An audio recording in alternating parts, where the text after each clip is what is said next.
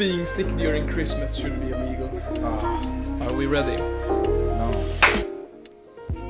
Ew. We need to stop doing that. That's Or pretty keep awkward. doing it. So, 2020, and we just bought the AT 2020 for Yes. our So new place. for the new decennium, you say decennium? I don't know. Uh, For the 2020 to 2030. we bought new microphones. We amped up the production value of this little film talk here, and hopefully new productions in the future. Hopefully. So before we dug in, we are trying to get a new set. We're gonna put in some more production value into it and stuff. Yeah. Yeah. We're So- gonna have a new set. A more investment and yes, A more new- scheduling and A new apartment. and less being tired every episode and stuff. Yeah, I'm super tired. I'm so sorry. I'm so sorry. I'm so sorry. great. Hopefully better English this time. No more. Yeah, like. It's okay. Yeah. We're just being ourselves. Yeah. Don't overanalyze it. But this episode, This episode. we kick off 2020 with Tree of Life. Yeah. I realize now I forgot to write the director, Terrence Malick. Terrence Malick. Yeah. I did write it down.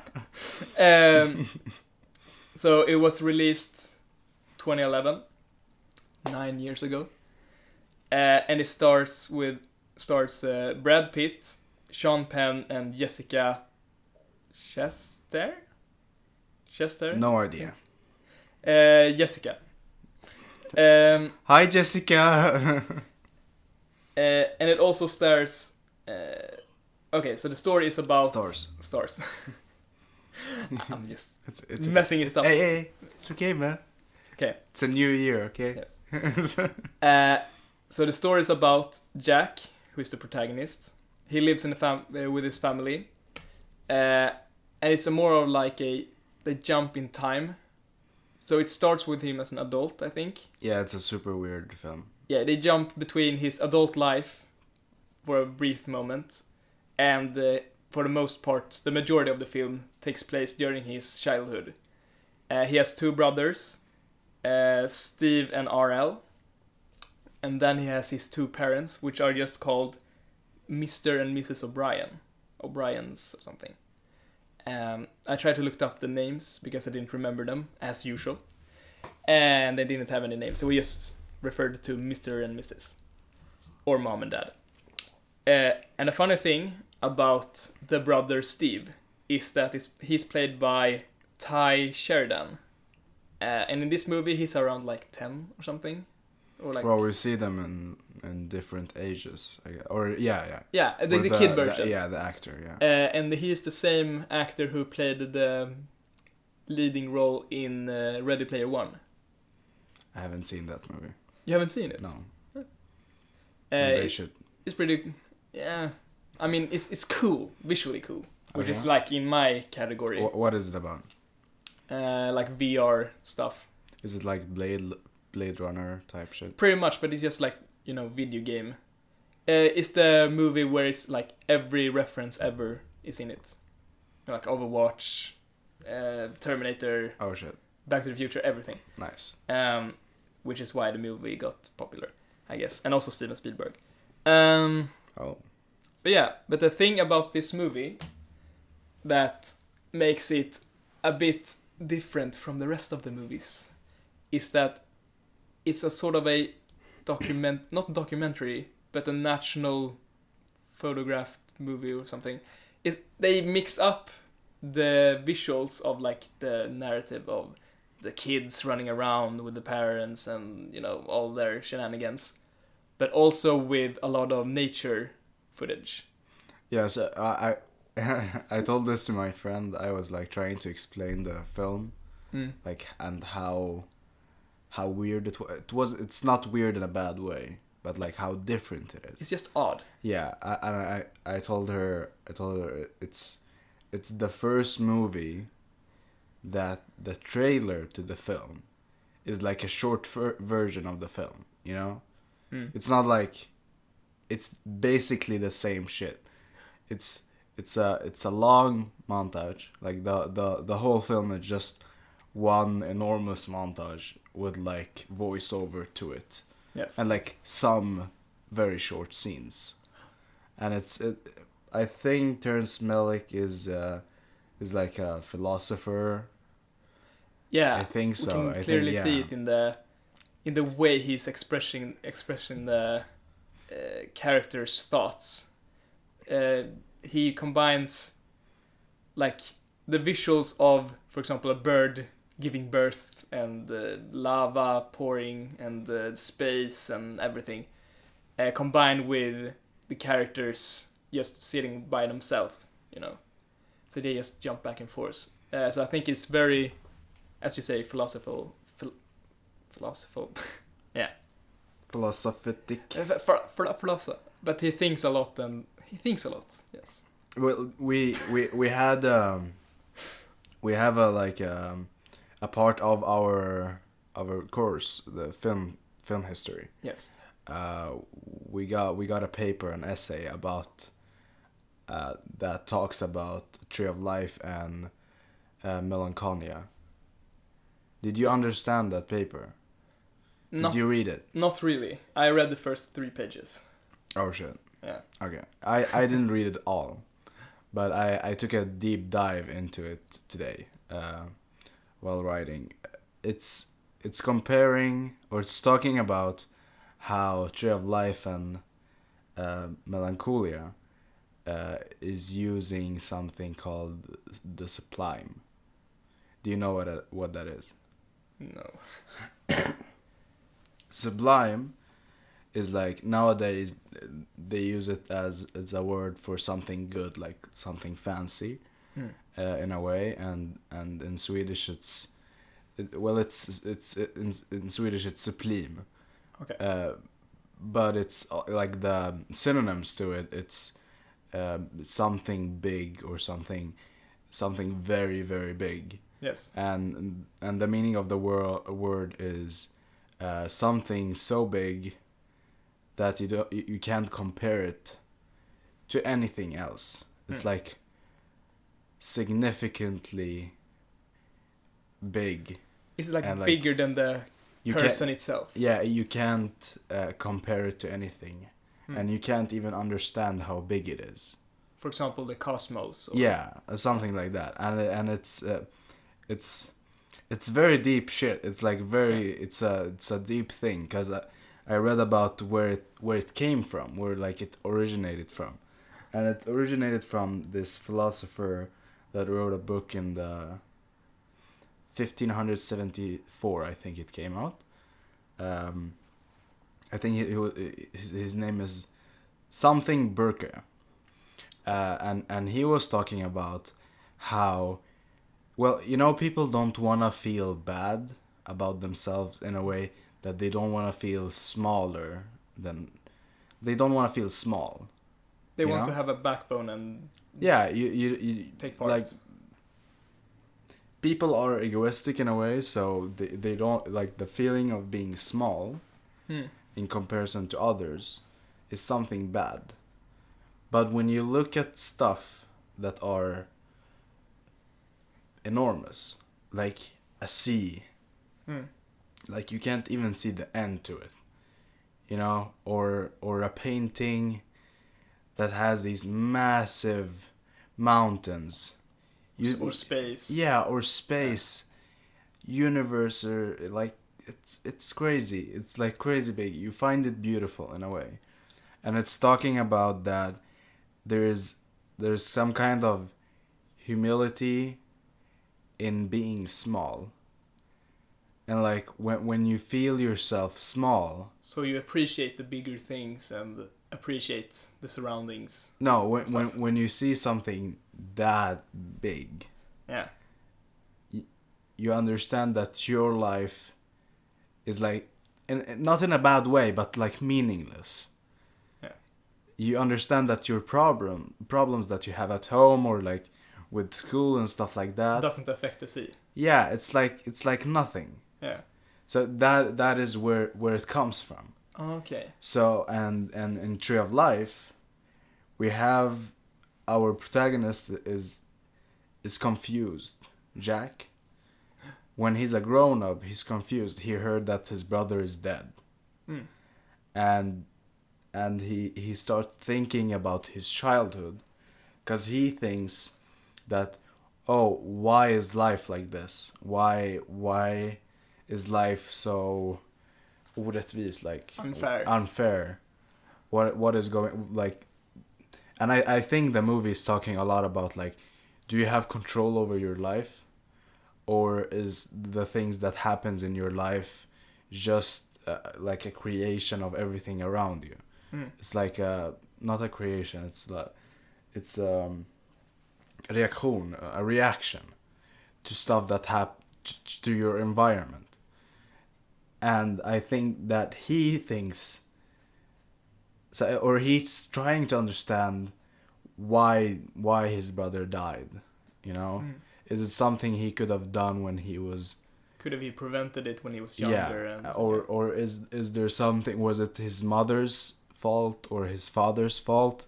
Because you see his father, so I think his brother, like, he killed himself, I think so. I think he was overdosing or something. Yeah, Maybe he did kill himself, because the other brother also died. Mm.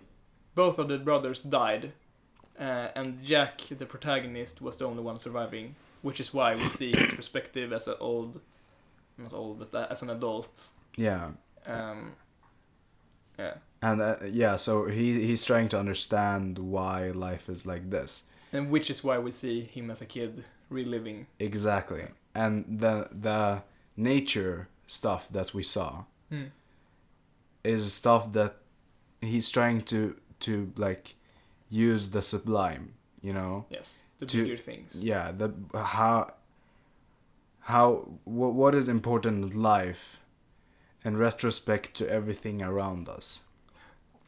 Like, is his life even like, is it meaningful? Does it affect anyone else, or is it just... Yeah, like what is it about? So the essay that you didn't read and I didn't read as well, I just read like the first 5 pages, but it's talking about that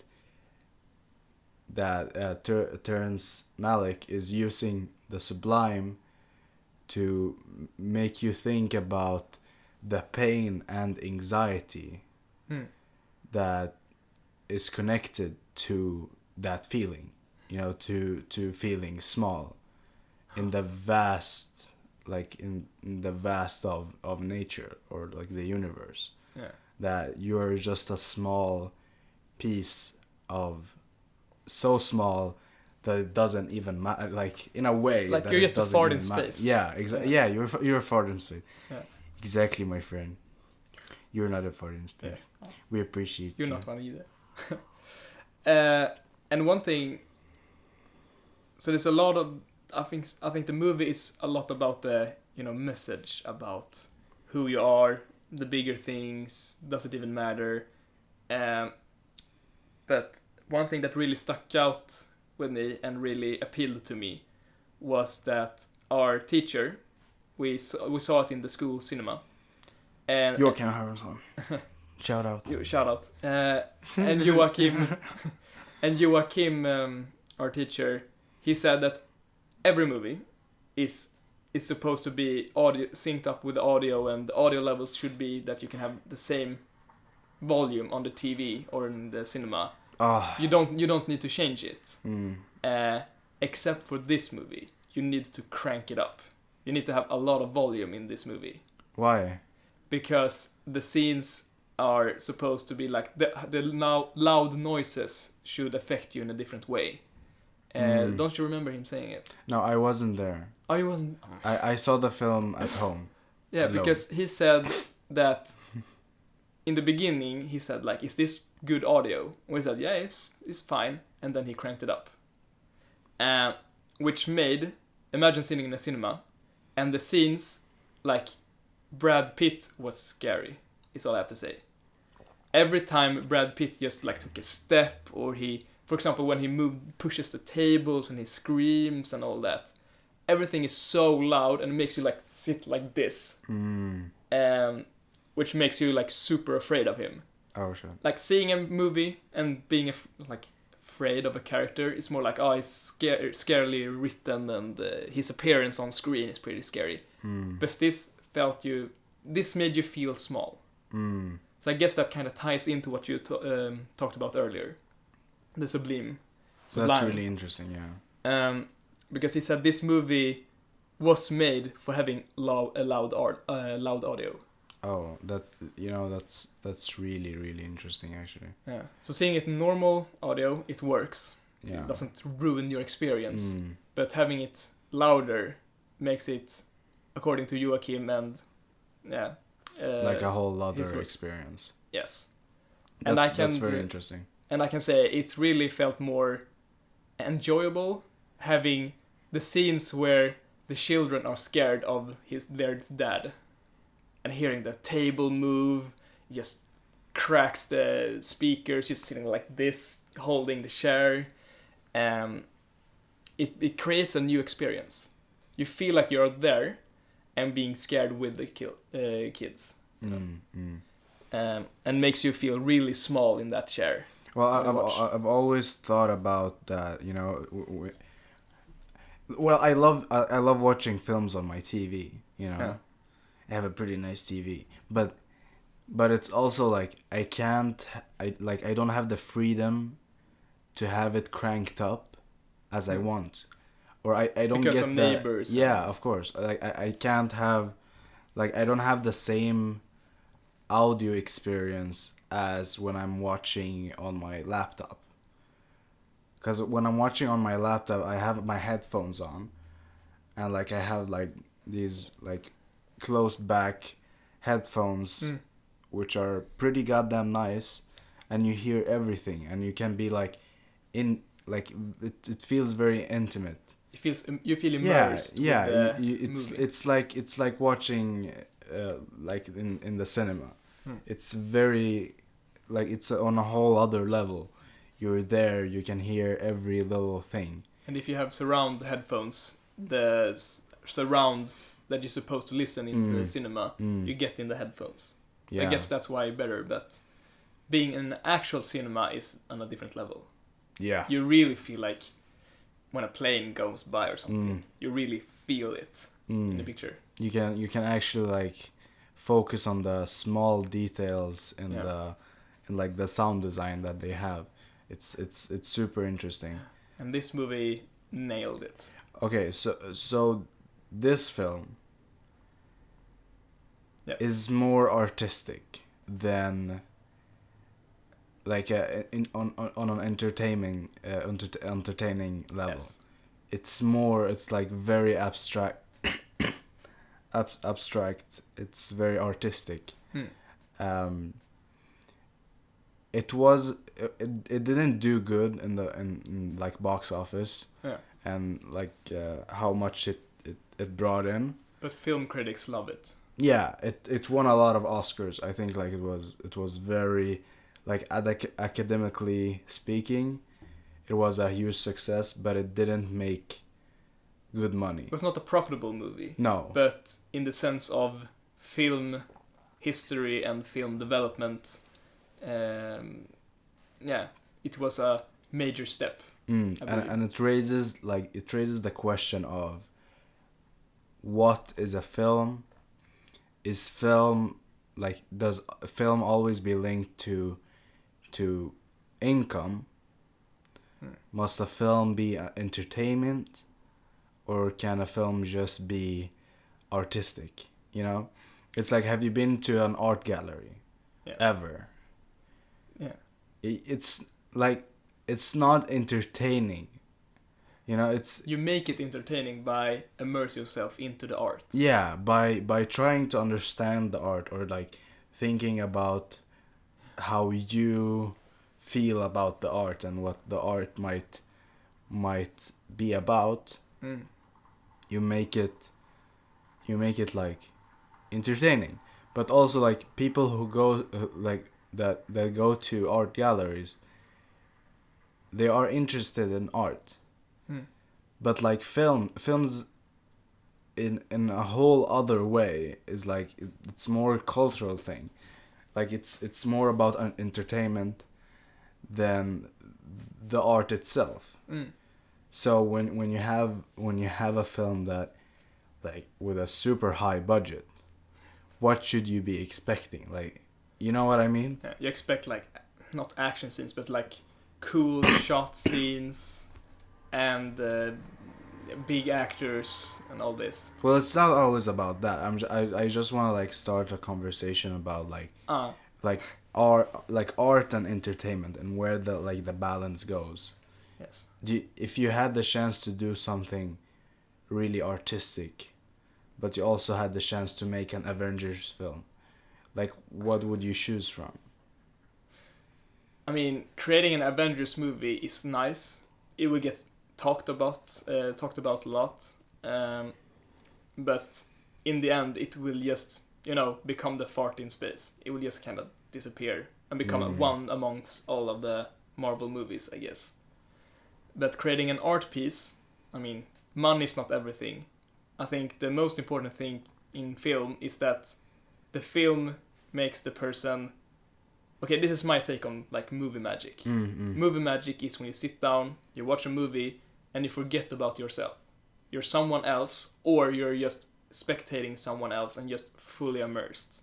And then when the credits come, immediately you just turn back into the person you are and be like, whoa, I just transported to another realm, portal, So by creating an art piece like this, when you clearly see all the camera angles close up, like from Dude, it was so creative stuff. Like, yeah, the camera angles were amazing in this, and just we're following the characters and everything. It felt like you were there. Dude, the upside. And with the audio and everything, and I felt like the experience or the enjoyment is a different way than Avengers movie. Avengers is like you can just see a clip on it on YouTube and feel like, oh, it's pretty cool.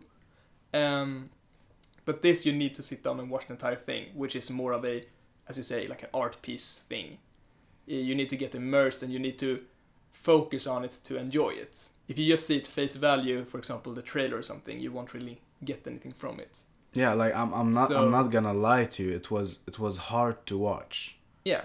It wasn't like. Yeah, I zoned out. Yeah, times. it wasn't like I don't want this to end. It's like, how long is it left on the, like, it was like very long.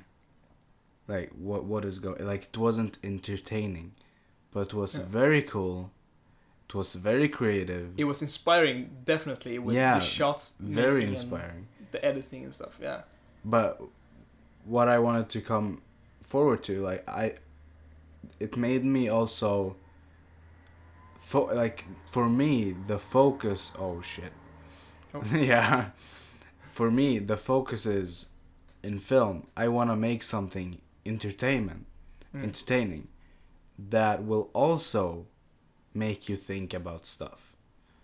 I want to make like Pulp Fiction, like, it's a really cool film, and it's like also like deep and stuff. I wanna make these movies that you say, like Joker, like, oh dude, it was like, it makes me like very, very excited to do stuff. So you want to make like a hybrid, this enjoyable movie, for example, like Avengers, which is just like you can just play it and just watch it and enjoy it, but it also has a deeper meaning as an art piece. Yeah, definitely. So best of both worlds, pretty much. Definitely, yeah.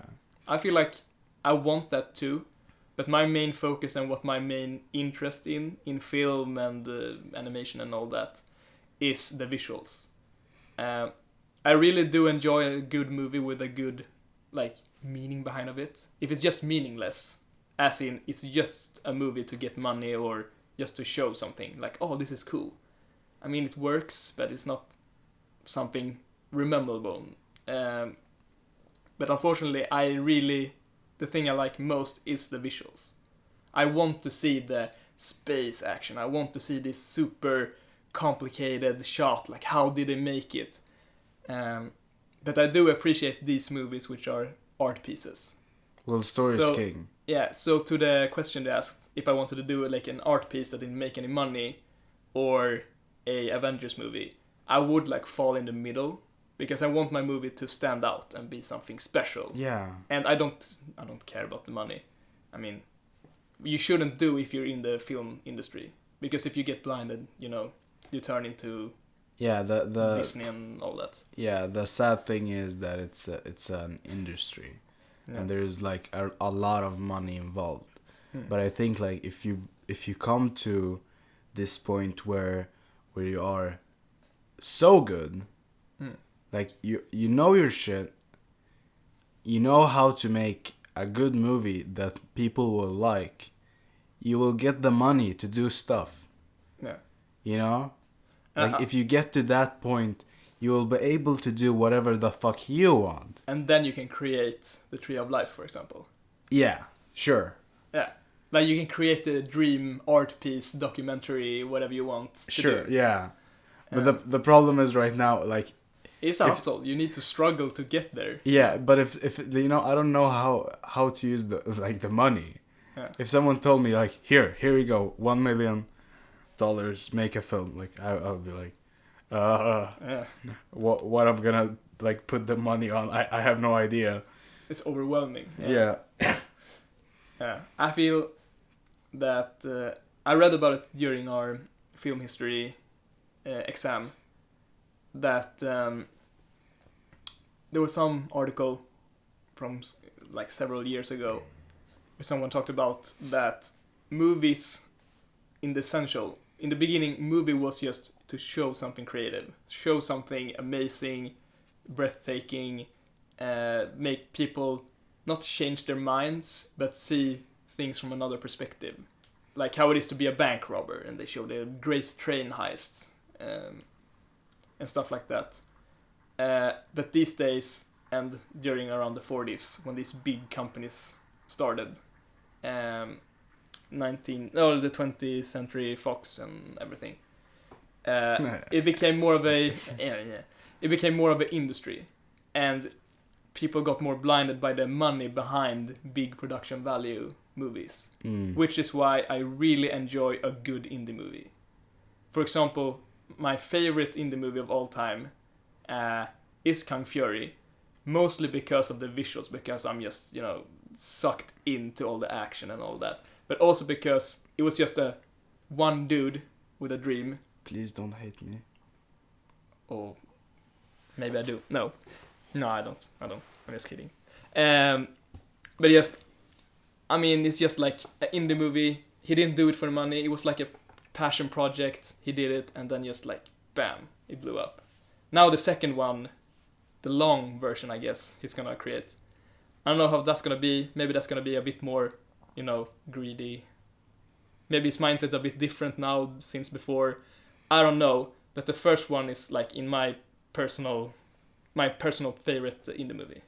Yeah, it's something interesting that you like started there, cause it's also like a part of the essay I'm writing. Yeah. How does like the film in like not industry but like the film part of the world is right now. Yeah. And like how it developed, because like, okay, so I'm gonna bust your balls for a bit. Yeah. The big studios and like how it became an industry was after First World War. Yeah. Like in the 1920s, and that's when WB like opened up, and RKO. Yeah, MGM and all of these like big companies open, and when they got open, it was like make a movie, make profit. And they were making 700 movies every year in Hollywood. Damn. And it was all like just like the Hollywood romance type of shit, it's not shit. It's, there was some good stuff, but it's like the glossiness. It was like, oh, look at this life, it's so beautiful. And don't you wish you were them? Yeah, something like that. It was like taking people away from how bad the world is.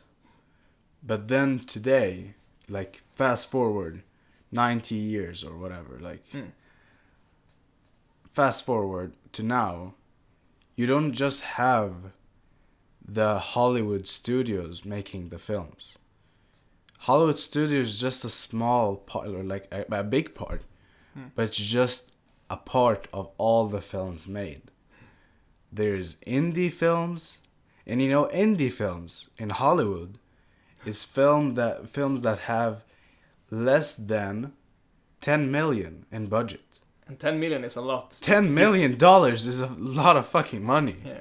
But that's like the indie films. And then you have the like indie films, which like films... Blair Witch. Yeah, Like Blair Witch had... 100,000. Yeah, 100,000, I think. And like, then you have the less than that, like 10K or less. That's pretty much a YouTube video. Yeah. Because there's some stuff on YouTube. Well, no, not really, because like the films we're doing, it's not like a YouTube video. Like, I'm trying to be professional here. Yeah. I'm trying to do something. No, like, I'm not saying that. Decent, but you know what I mean. There's so many levels to films right now. I mean, like, for example, Corridor Digital and stuff like that. Those creators. Yeah, they have like a budget film kollektiv, liksom. Yeah, they have a budget of a couple of thousand. Yeah, maybe not even 100. And then there's below. like people that are just interested of making film. That like they have a camera, they have their phone, and they're just making movies, you know, with their friends or anything. I made movies with my friend, like when I was like in the 6th grade. We made films like in school, you know, with like a phone or so, like just standing there, no microphone. You know, no microphone. The just hand was covering the microphone on the phone. Yeah, stuff was like just that. muffled. Just, speak up. You know, I made like a trilogy, like a. Oh, you made a trilogy? Yeah, I made a drama triangle. Is it called that? Yeah. Triangle drama. Triangle drama, whatever. Yeah. A trilogy. Ooh. Where like the plot is so fucked up. It's like crazy bad. Let me guess. It takes place in a Swedish school. Yes. So with this boy, he likes this girl. But this girl is with this boy. So this boy goes and kill this boy. And is like, oh no. And then he tries to go to the girl. But then the boy is alive. And he comes back to get Yeah, revenge. you're like, whoa. The plot twist is like, whoa. Plot thickening. Yeah, it was crazy. But like a quick thing about the budget thing. So I did some writing about Tarantino in the essay, in the exam. Right. And Pulp Fiction is classified as an indie film because it was like 7 million or something. Yeah. $7 million. Now he's multi-million-dollar. Dude, multi-fucking... almost $1 billion probably. 100 million. Yeah, but Pulp Fiction at the time, it was an indie movie. And that says a lot. Like, if you look at Pulp Fiction, how much is it referenced in media, all the memes, I guess. Yeah, it's so but just like, classic. But just all the things from that movie. I read also about that... so the classic gangster movie is dark. It's a bit light humor here and there. What do you mean? Which film? Like the... Just the gangster genre, okay. pretty much. Yeah. It's a bit gritty. It's a bit dark. It has some humor parts, maybe. But it's most about the criminal acts and the focus on the raw stuff. Which Tarantino did with an indie movie. An indie movie shaped the future of gangster movies and look-alike movies. Well, so. Gangster films haven't been like an important, like it haven't been big. No, I mean, but yeah, I understand. But more like the movies that are in the same mindset. Because this was a movie that was more lit. Not that lit, but I mean... So lit, bro! So lit, but more lit up, as in more lights. The scenes were like not dark all the time. It was not taking place during night every time. for example, the classic scene right before they storm in with the people eating their breakfasts. They wait like 3 minutes to talk about a foot massage. It was just a normal conversation, I guess, if that's normal. They were just like, talking a lot. They didn't need to be like mysterious, like who are these people? They're just people, It was well lit up. It was clearly midday and stuff like that, which I read that it's changed Hollywood's like view on that realism, movie. Yeah. That a movie doesn't need to be, this is a gangster murdering scene. We need to be dark and gritty. We can do whatever we want, But we can twist stuff. But it is and very, very cool. Yeah, and that's like an impact of indie movies. Yeah, it's very, very cool. Like the fucking scene where he has the burger, and he takes a bite of the burger, and then he kills the guy. That's a very cool scene. He quoted the fucking Bible. Yeah, that's not even just a good scene or a memorable scene. That's like people who don't even seen the Hamburger, movie. motherfucker. I know 10-year-olds who's not even seen the movie that can quote that scene like by heart. And I said, have you seen the movie? They were like, no. So I mean, just the impact of... A very cool film, man. Yeah, and it was also a part of this exam which was about budget. Like, just because it's a big budget doesn't mean it turns out into a great movie. It can turn into like Ant-Man 2. It's just like, it's another Ant-Man movie. Well, if you like Ant-Man 1, you will probably see Ant-Man 2. But it's not something that's going to be a cult classic. But there's a system in Hollywood films that you base the film on that you're making just to make it clear that another film can be made. Just like they need to set up a trilogy. Yeah, and I'm like, dude, I saw Jumanji 2, like. Oh, you've seen the second one? Yeah, I've seen the second one. It's set up for a trilogy. Yeah, and I was like, I didn't like it. I'm sorry. Like, I like Kevin Hart. I like The Rock. I don't like Kevin Hart. I didn't like that. I think he's pretty much just like the male version of Amy Schumer. I think. I don't like him. I like him. I like his comedy. Like, maybe not in movies, but I like his stand-up comedy. His stand-up is probably better. I've not seen it. Oh, dude, you're gonna laugh your ass off. But in movies, I hate Kevin Hart. Okay. But the stand-up I can respect, I guess. Dude, you haven't seen the stand-up. It's very good. Okay. But, because I have the first one I bought the first one on Blu-ray because I thought it was like... Jumanji. The first one is, you mean the original? No, not the original, the first. The original is so good. With Robin Williams. Yeah. That's no, but I bought it amazing. For 20 crowns, which is less than $2. $2 in the bargain bin, just to like have it. Because it's one of those brain dead movies which I can just turn on, lean back, sitting on my phone, meanwhile, and just have something good in the background. No. Well, I actually liked the first one. Yeah. But I saw the second one and I was like, I should have seen another film. Why did I see it in the cinema? Like, why did I put money on this? Like, that's the I've also had that same feeling. You're sitting in a cinema watching a movie, thinking, should I just sneak into another cinema, just sit down and watch? My friends did it once. And you did? Yeah. No one's going checking on tickets during cinema. Oh, that's fucking... Oh, dude. So you can just do it if it's an already started movie. Yeah.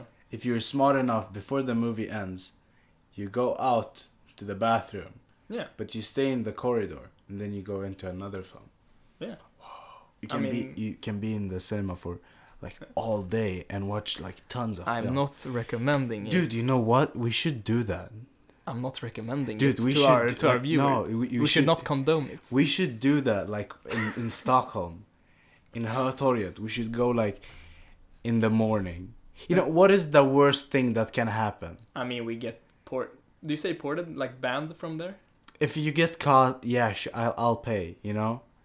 If you get caught, the worst thing they will say like, "Hey, can't do this. You must pay." I'll be like, "Oh yeah, sure. I'll just pay." I think you can get banned from there. for like 1 to 2 years. Okay. They're not gonna ban you for life. You know, it's just like a really fun thing to do. Yeah.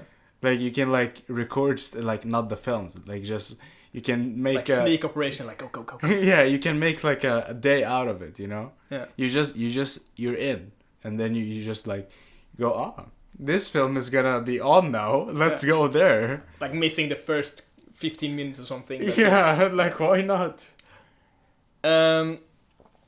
Yeah, do you have anything to add to Tree of Life? Because I said the main things that I felt about. Because the audio was the thing that really stuck out with me. The loud audio, the hand shaky cams when we're following Jack running around, you know, really feeling that we are there, and all the nature environment. I can tell you that I can tell you like the stuff that I would take from the film.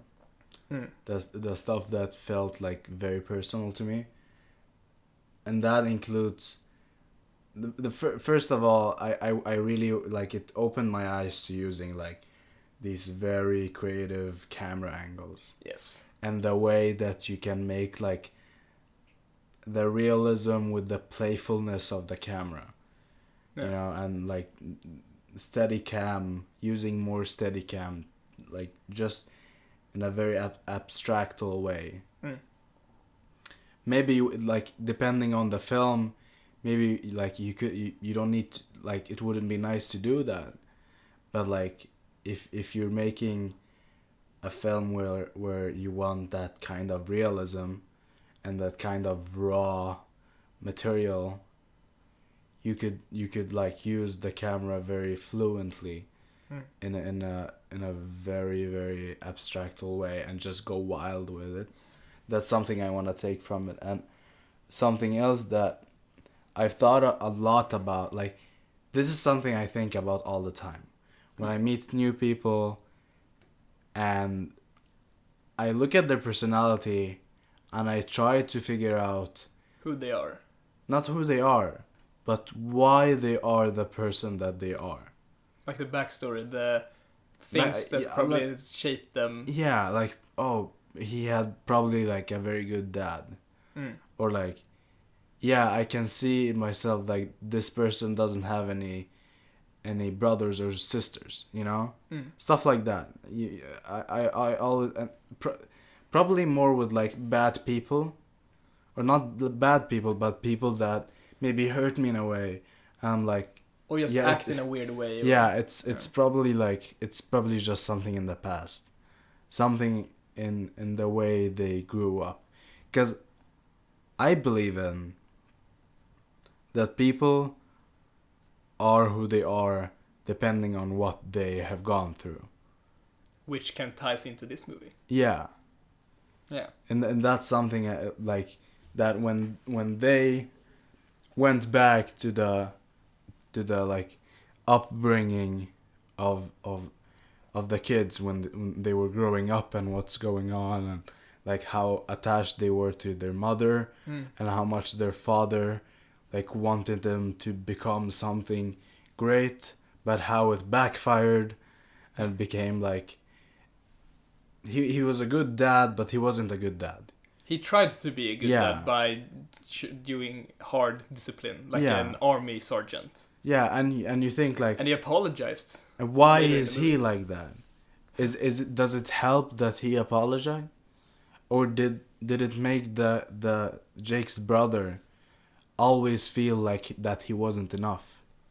And that maybe led to him killing him. You know what I mean? It's stuff like that. You're like, you see stuff that's happening, and like, especially like this is such an insight to how a life, like growing up, the important moment that make you the person that you are. You know what I mean? You probably can think about stuff in your past, near and far in the past, that made you the person that you are. Yeah. And I just think it's very valuable, and just also valuable for filmmakers to think about the backstories to their protagonists and to the people in their film, the characters. I think if you try to see the tree of life of their character Yeah. and understand the important moment in every character that they have, it will make them understand so much more the psychological part of their character. For example, not trying to create a character just to have a cogwheel in this big movie machine, but just trying to make characters and make them more human. For example, how much does getting saved by a car crash, like someone pushes you away from a car, almost colliding you or something, how much does that affect you as a kid compared if you were an adult or something? But it's which can make you more kind towards it others. It doesn't need stuff to like be that. like big stuff like that. No, but like It can be like shows that it very impacts. very small stuff. Yeah. You know, it's like you know the scene where the kids are at the house like throwing rocks at this like window. Yeah. Like Jake's brother, he was like He lights up and just like he cracks up and just starts to throw and yeah. just, And like, why was he doing Yeah. bad stuff that he knew he would get in trouble for? yeah, and why did he enjoy it? Yeah. Why did he sneak into like someone's house, like starting looking into their stuff? You know, it's stuff like that. Yeah. Like, why do kids do some stuff like that?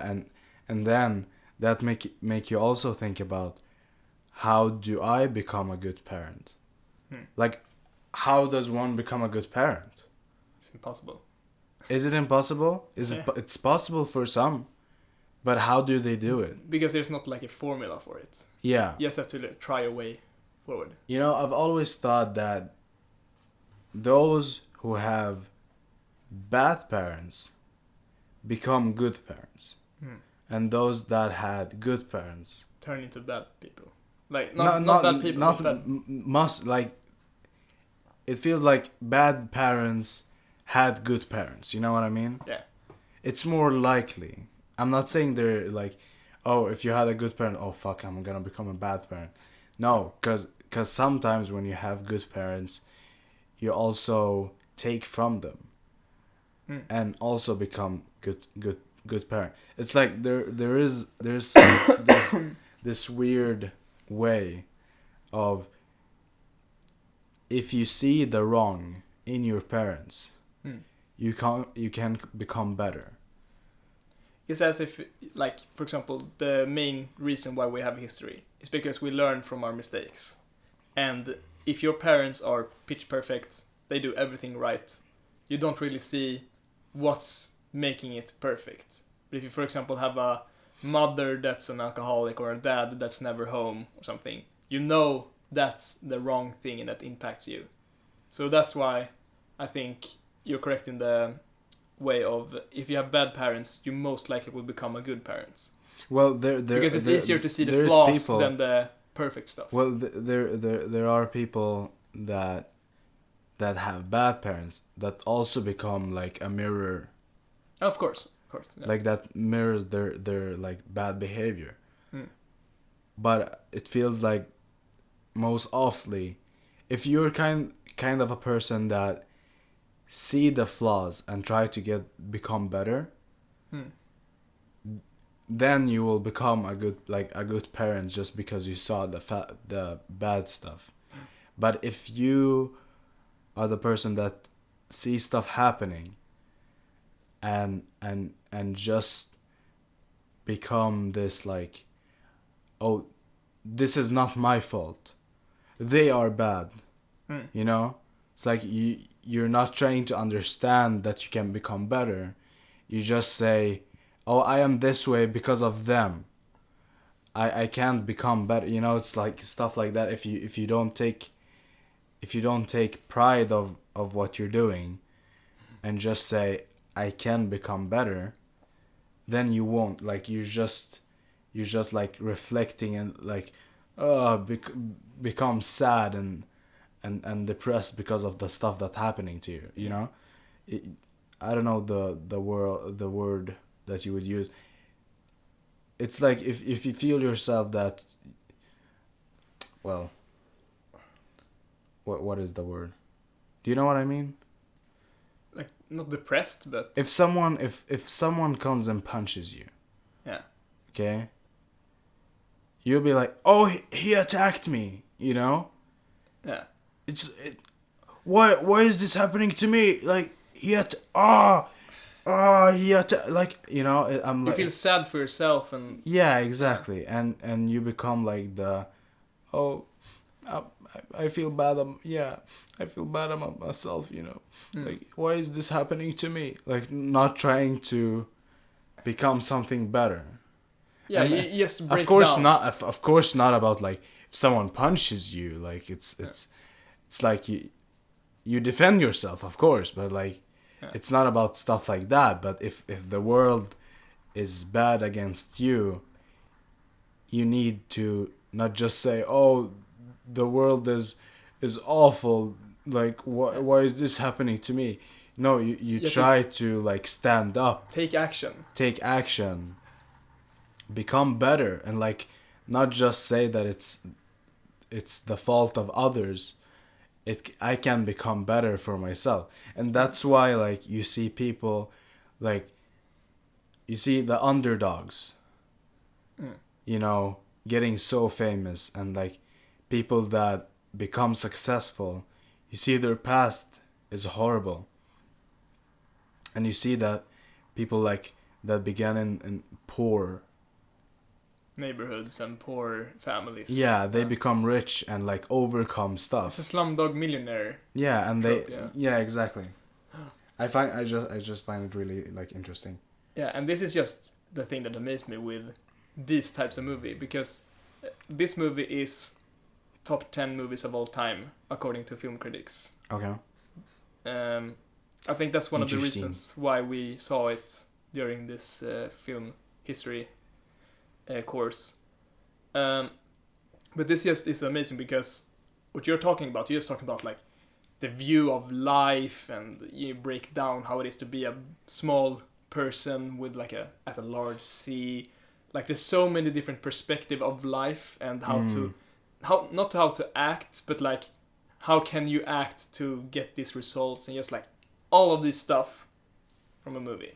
Yeah, because it's like... And is what I think makes it an art piece. Because you don't go out from Ant-Man and think like, I'm gonna be this kind of person if I act this way. No. Maybe if you want to become like a hero, I guess. But you can watch almost any other hero movie and get the same thing. You don't... But this is more like the person. Not to be like, if I want to be a hero or villain, but this is like the actual person. The thing is that this film is dissecting a life in such a way that it will make you think about your life. And not only your life, but the people around you. And maybe that friend that is always sad or something, like maybe it's because of something that happened in their life, you know. You get like these other views of stuff that happened. I don't know. I found it like really interesting. We should put a... So do you think like 1 to 5? I mean, I really enjoyed it. Tree of Life. I feel like I need to rewatch it again to really appreciate it. Because my first viewing was a bit, you know, it had these moments because I really got caught by the loud audio and stuff. But it was those times where you didn't sleep anything at night. So it was just like you keep yourself awake. And I saw all of these, you know, nature pictures, and I kind of zoned out a lot. But I think I need to rewatch it again and give it an honest review, an honest point. But the first time viewing I saw it, I would say like a 4. Because it was really, even though I zoned out, the thing that I remember and the thing that I take from it was just like, yeah. It's very cool. It's very cool, yeah. And it's inspiring to filmmaking, just as it is. You know, camera movement, camera angles. Yeah, so I would say 4. You know, it's funny because I saw a review to this film, and the guy that gave the review was so confused about what the film was about, and he was like he made like this funny joke about like, oh, Tree of Life is such a good film, and it talks about life and how your life develops, and like he was saying like all this good stuff, and he was like, or I wish it was, and and then the intro, blah blah blah blah blah blah. Yeah. So then he was like, oh, I was really confused, like you don't understand any, like I was like, dude, did you even like But he looked at the give face it a value. yeah? Did you even think about like what's going on and why they're showing that stuff? Because that's the reason. That's one thing that we are taught.